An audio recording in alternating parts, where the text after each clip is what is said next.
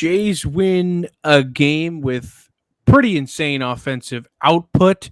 Kind of hard for your scary and or hype train to do poorly in this one.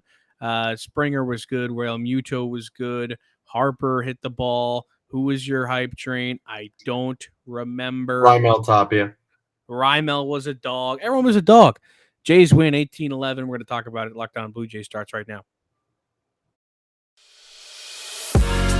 You are Locked On Blue Jays, your daily Toronto Blue Jays podcast.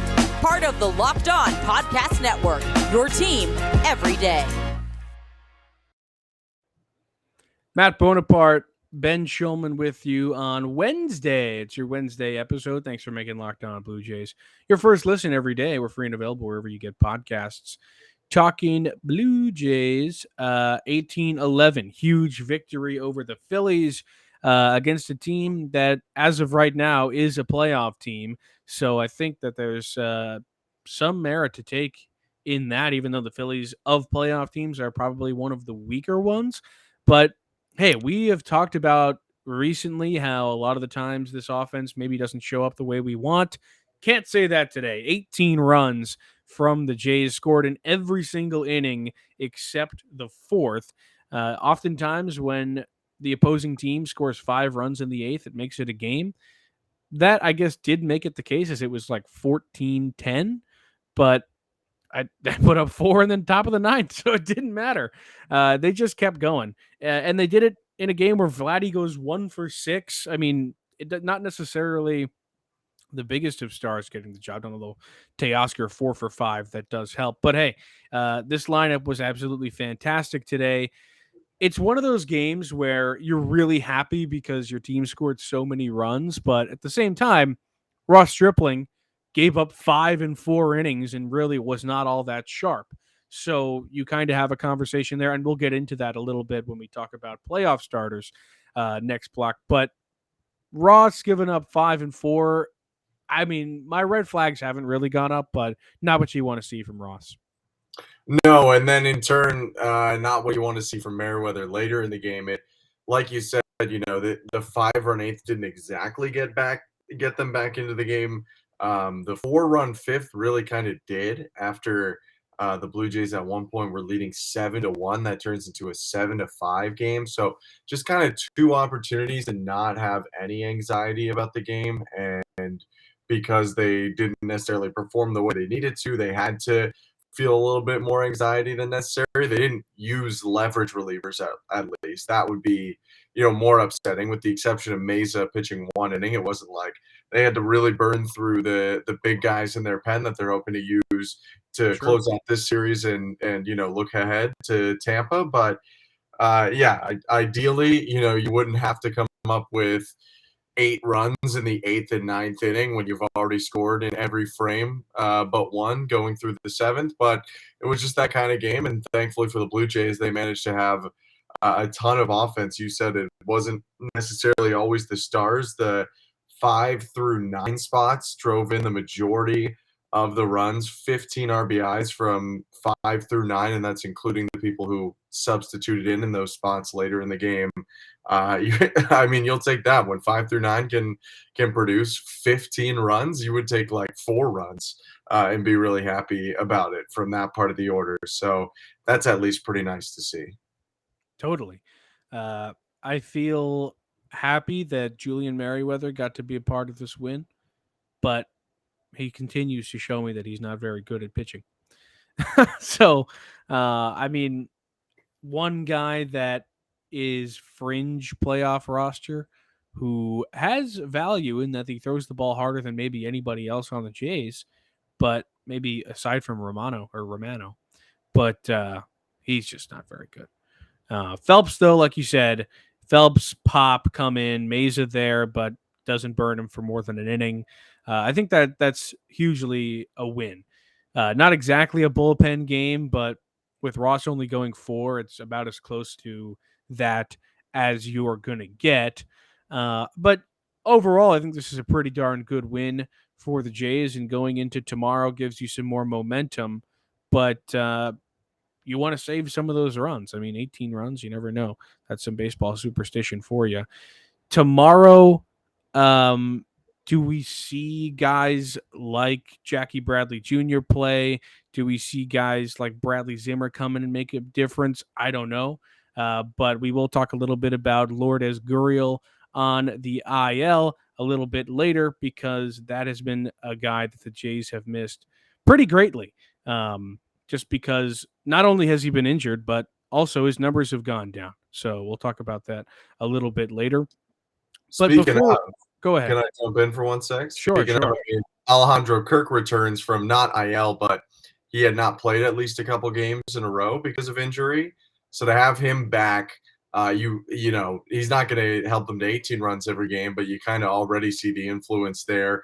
He comes up with 3 hits. He was kind of setting the table for a lot of that back half of the order with the fact that he reached base 4 times in the game. So to have him back and healthy, at least, even if Gurriel is still out, was pretty massive for the Blue Jays, and clearly made a positive offensive impact. So this is what I want to run by you. Okay. This is the second time in September the Jays have put up double-digit runs. Take a little bit of recency bias out of it, because obviously when your team scores 18 runs, you're going to think higher of them. But how confident are you in this offense compared to other playoff teams right now?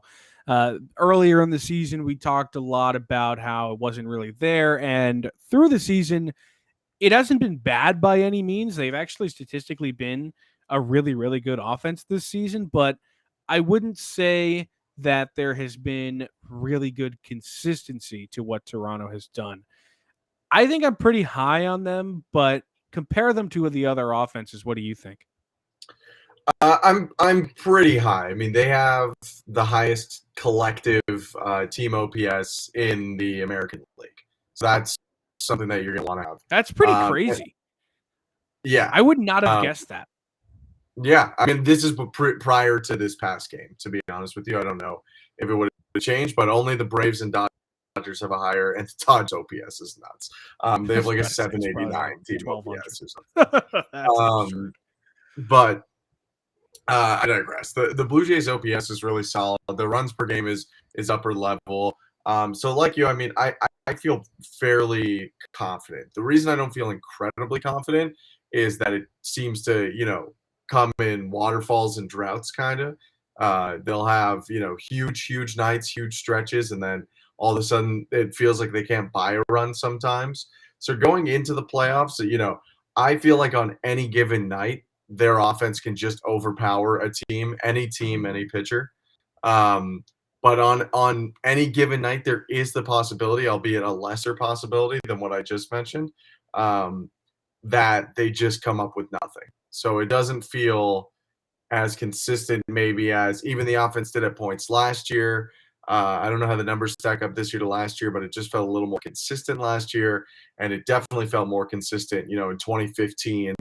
If we're comparing kind of those teams to now, this team might peak a little bit higher, but probably doesn't have the same kind of nightly assurance that they're just going to go out there and cause problems. How many times do you think the Jays have had double-digit runs this season? They've played like 145 games or something at this point now. They've played 148 games. I think they've had double digits 10 times this season. I think they've had 10 or more 10 times. That's accurate. That's correct. 10 times. Look at that from you. Brain's working good. Bingo. Now, compare that to last year. What do you think how many times do you think they did it last year? Ooh, that's a good question. I'm going to say they did it more times last year. I want to say they did it 14 times last year. 23 times last year. That's insane. Yeah, that's nuts. That's pretty crazy. That's insane. I was just thinking about that because when you compare this team to last year, I think a lot of people thought this year they were going to come in and take a huge step up. I think they took a step up. I don't know that it was all that huge. So that's a really interesting stat. Also very interesting. They had 2 20-run games. They had a 20-run game 2 years in a row.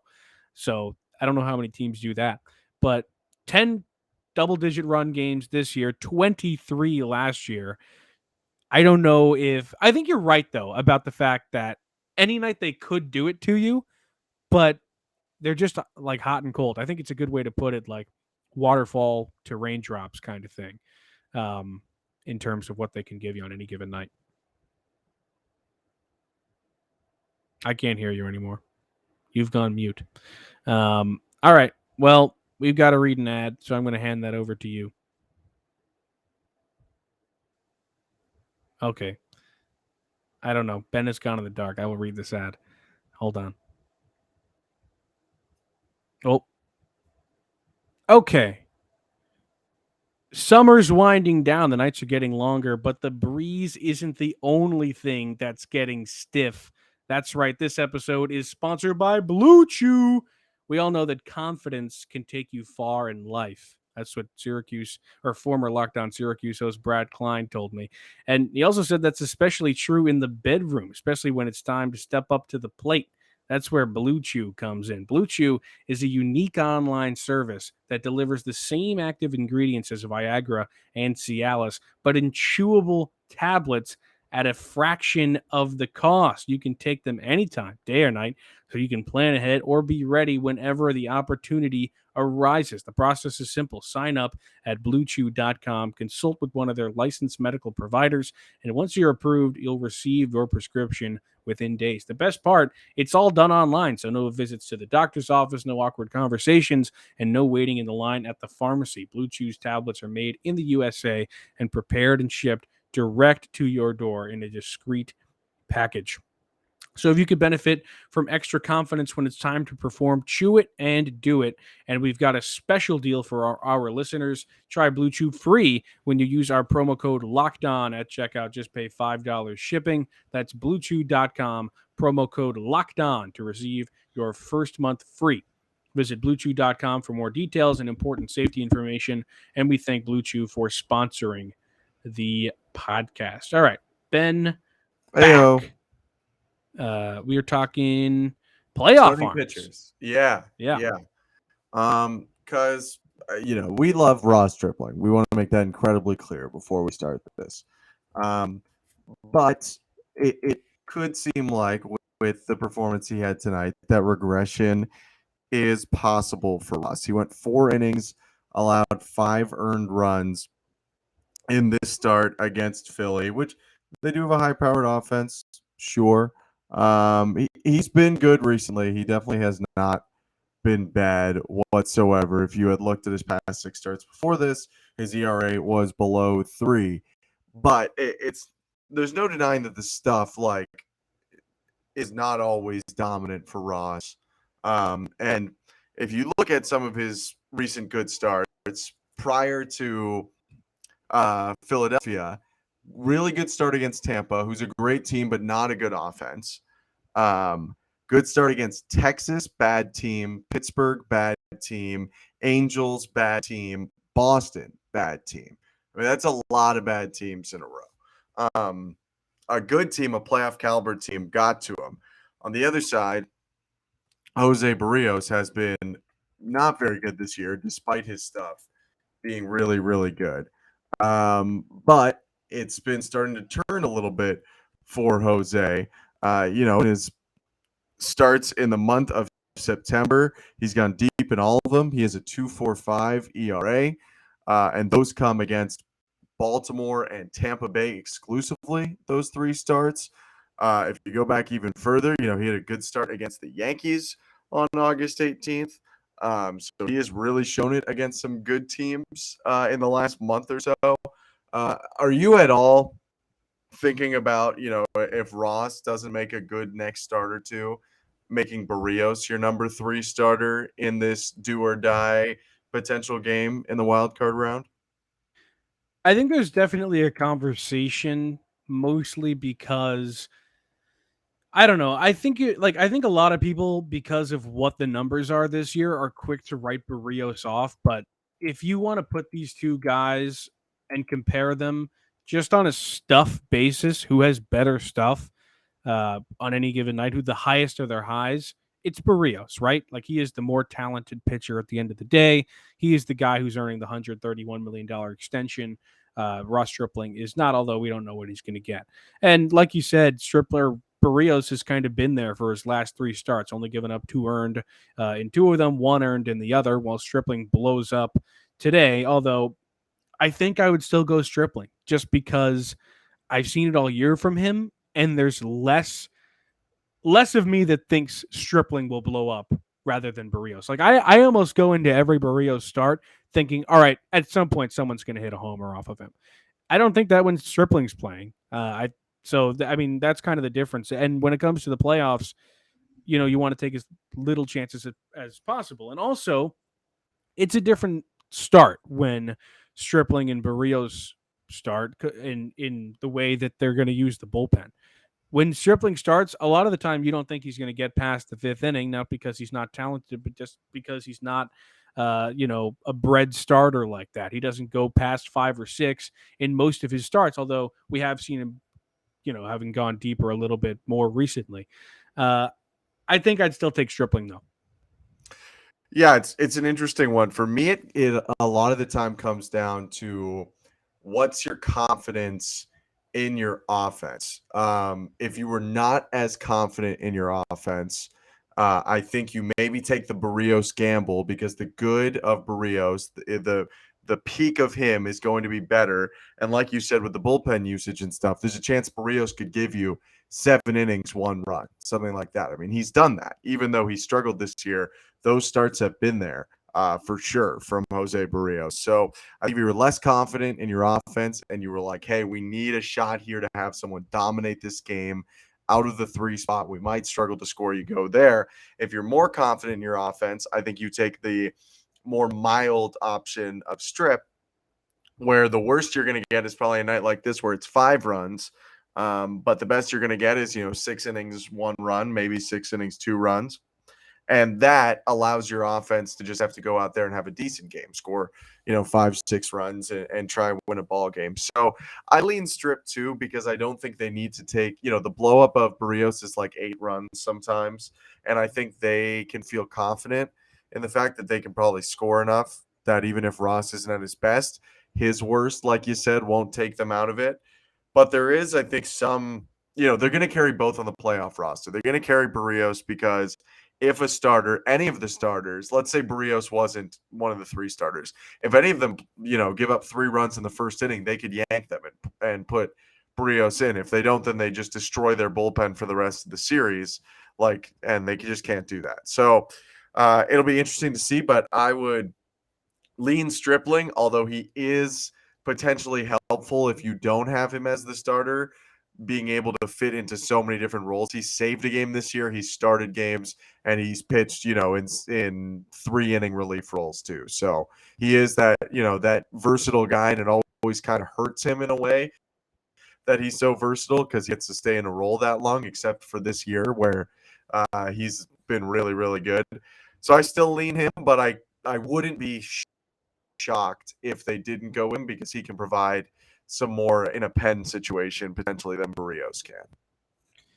Do you take any stock into the fact that Stripling has pitched in more postseason games, even though he's never started one? He's pitched in a World Series, NLDS, NLCS, AL wildcard game in 2020 with the Jays. Barrios actually has more postseason innings than Ross does, having started 3 different games, but Ross has also pitched in 12 different postseason games compared to Barrios' 3. I don't know how I compare those. I don't think I hold too much water to it. It's tough to compare, to be fair.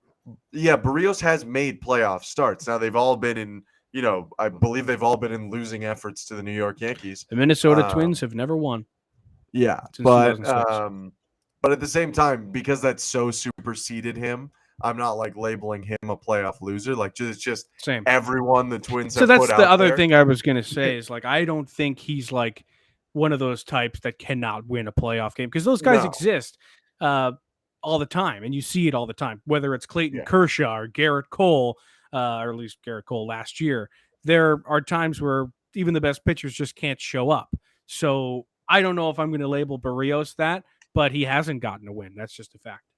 No, he hasn't. But they haven't. They have as a team haven't since like It's true. 2009 Exactly. or something like that. It's So 06. 06. Yeah, there you go. Even worse. It's been a while. But I think they both have good experience, and I think potentially they can help each other a little bit in terms of like Barrios making starts, Stripling making runs. They fit each other's puzzle. But I'm going with Stripling, and I'm going with the fact that audio listeners are probably going to hear some ads like right now. Facts, they just did. Hope that was a good ad. Yeah. Good Alrighty, too. let's talk Lourdes, and hopefully they will see him soon. Ben Nicholson Smith said, "What?"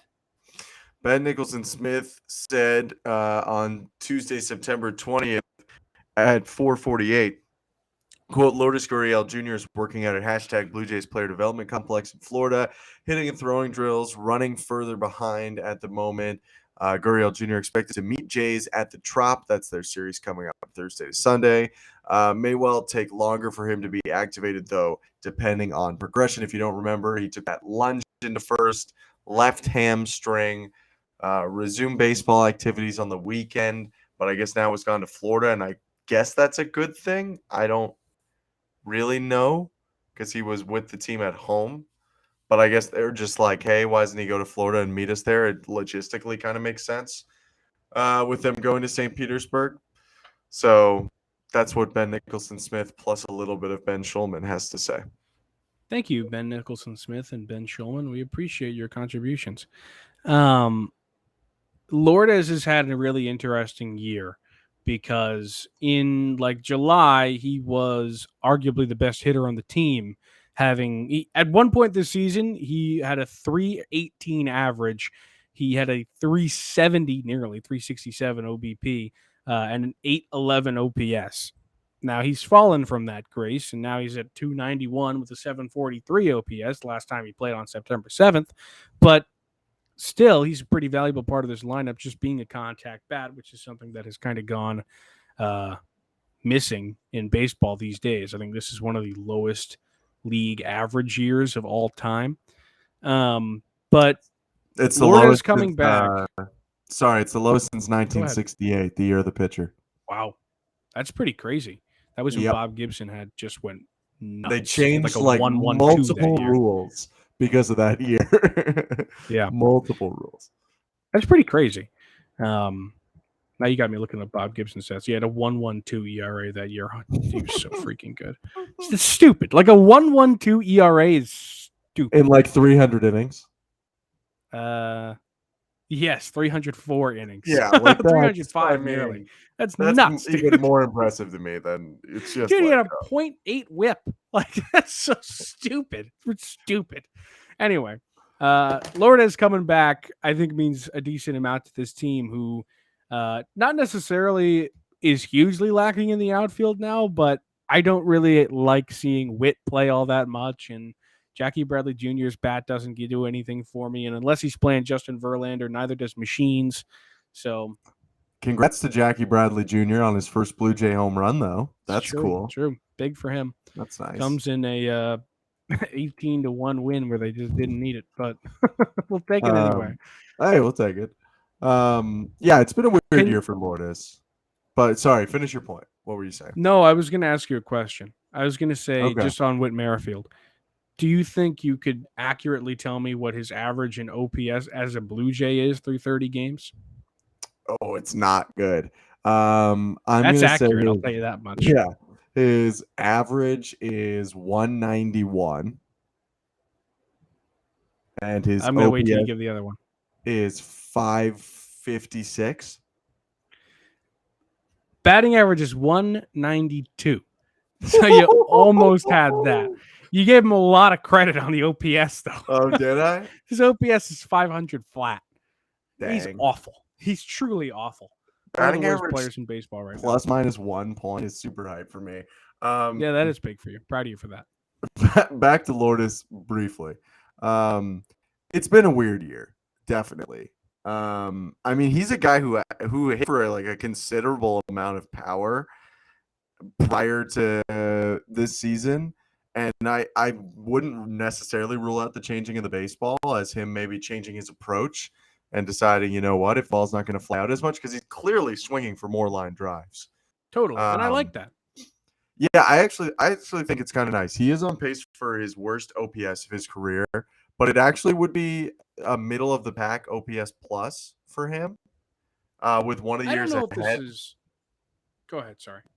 just that one of the OPS plus years ahead of him too is 2020, which is like, how much do you count that anyway? Like he in theory has improved per OPS plus from last year, and given the volume of pull side power hitters in the Jays lineup, like, do I want him to hit double digit home runs? Yes, but am I okay with him being like a 12 homer guy who hits closer to 290, 300? I think I'd rather that than him being like a 20 homer guy who hits 270. I just think they have So enough of that. I was about to say, I don't think this is a crazy take that every good team should have at least one like purely contact guy who's going to go out there and try and hit doubles instead of trying to put the ball out of the ballpark on every swing. Especially when you're a team that has those guys. Like you said, if you have enough of the guys who are going to hit from like 255 to 275 and drive the ball out of the ballpark, like your Teoscar Hernandez's and your George Springers and your Vladdies and all those kinds of players, your Bows. I think it's okay to have a guy who, exactly, Matt Chapman as well. I think it's okay to have a guy that's hitting 291 and only 5 home runs. I think that's totally fine. Just have in the middle of your lineup somebody who's just going to go out there and against any pitcher, work the count and try to get on base. I think that's fine. And in this era of baseball, for some reason, has gone to the wind, and everybody wants a high OPS, even if it means you're going to hit 200 with 45 home runs and be Joey Gallo, which his kind of player is okay, but if you had 9 Joey Gallos, I'm not sure you'd win much. Yeah, it's those producers need someone to drive in for Lourdes. He's close to his career high in on base percentage, and that's 2020 again, which was a year he exploded in the shortened season. Good for him, but I'm not going to necessarily count those numbers too much. It is definitely the worst slugging of his career. It's not even really that close. But most doubles of his career, I think, yeah, he provides something big there. He's a good enough defender, and you could justify occasionally throwing Tapia in there instead of him if you want to just, throw another lefty bat in. But for the most part, he'll improve the lineup every day. So if they can get him back soon, it would be pretty massive. But they have at least survived pretty well without him so far. Yes. All right. Well, we will be back tomorrow to recap the Phillies series and preview the Rays series. But for now, thanks for making Locked On Blue Jays your first listen today. Go make the second one. MLB expert Paul Francis Sullivan. He's on the Locked On MLB podcast. Guy brings jokes. He brings enthusiasm, and he brings a unique perspective on every team and the biggest stories around the league.